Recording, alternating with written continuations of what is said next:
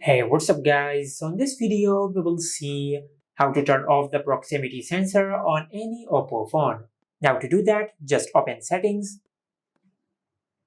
then tap on about device.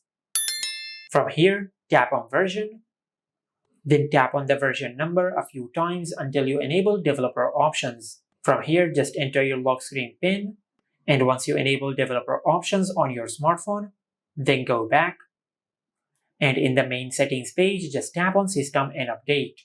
And from here, you will find the option of developer options. Just tap on it. And from here, just tap on quick settings developer tiles. Then enable sensors off. And once you enable this feature, you will enable the sensors off feature in the control center. Now the next step is to open the control center and to enable sensors off from the control center. And once you enable this option, you will turn off all the sensors on your smartphone, including the proximity sensor. Now to check if we have successfully disabled the proximity sensor or not, just go to your home screen and open the dialer app.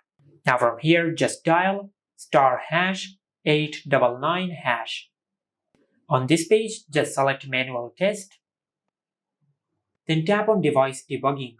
And from here, you will find the option of proximity sensor test. Just tap on it. Now before we start the test, let's turn off the sensors off option first.